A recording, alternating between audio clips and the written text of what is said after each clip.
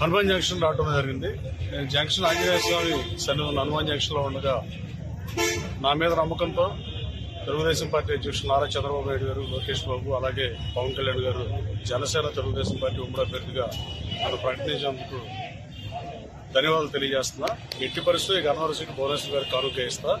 గన్నవరం ప్రజలు ఆదరించి అభిమానిస్తారని, నాకు అన్యాయం జరిగిన ఉద్దేశంతో గన్నవరం శాసనసభ వస్తారని జగన్మోహన్ రెడ్డికి ఛాలెంజ్ చేశా. ఎట్టి పరిస్థితుల్లో నా గన్నవరం ప్రజలు అన్యాయం చేయాలని భావిస్తూ గన్నవరం ప్రజలు అత్యధిక మెజార్టీతో నన్ను గన్నవరం నుంచి శాసనసభ పంపిస్తారని మనస్ఫూర్తిగా నమ్ముతున్నా. ఆ దేవుడు ఆశీస్సుతో, గన్నవరం నుంచి ప్రజల ఆశీస్సుతో అసెంబ్లీకి వెళ్తానని నేను ఆశిస్తున్నాను.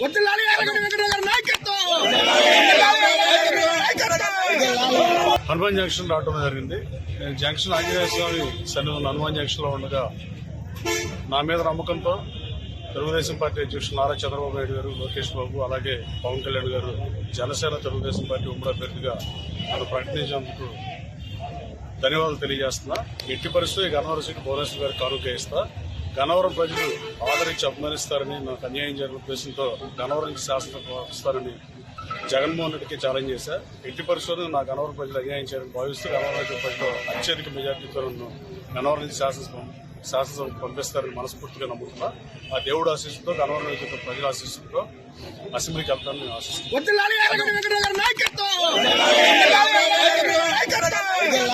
హనుమాన్ జంక్షన్ రావడం జరిగింది. నేను జంక్షన్ ఆంజనేయ స్వామి సన్నిధిలో హనుమాన్ జంక్షన్ లో ఉండగా నా మీద నమ్మకంతో తెలుగుదేశం పార్టీ అధ్యక్షులు నారా చంద్రబాబు నాయుడు గారు, లోకేష్ బాబు, అలాగే పవన్ కళ్యాణ్ గారు జనసేన తెలుగుదేశం పార్టీ ఉమ్మడి అభ్యర్థిగా నన్ను ప్రకటించేందుకు ధన్యవాదాలు తెలియజేస్తున్నా. ఎట్టి పరిస్థితుల్లో గన్నవరం సీటు భువనేశ్వర్ గారికి కానుక ఇస్తా. గన్నవరం ప్రజలు ఆదరించి అభిమానిస్తారని, నాకు అన్యాయం జరిగిన ఉద్దేశంతో గన్నవరం నుంచి శాసనసభ వస్తారని జగన్మోహన్ రెడ్డికి ఛాలెంజ్ చేశా. ఎట్టి పరిస్థితుల్లో నా గన్నవరం ప్రజలు అన్యాయం చేయాలని భావిస్తూ గన్నవరం ప్రజలు అత్యధిక మెజార్టీతో నన్ను గన్నవరం నుంచి శాసనసభ పంపిస్తారని మనస్ఫూర్తిగా నమ్ముతున్నా. ఆ దేవుడు ఆశీస్సుతో, గన్నవరం నుంచి ప్రజల ఆశీస్సుతో అసెంబ్లీకి వెళ్తానని నేను ఆశిస్తున్నాను.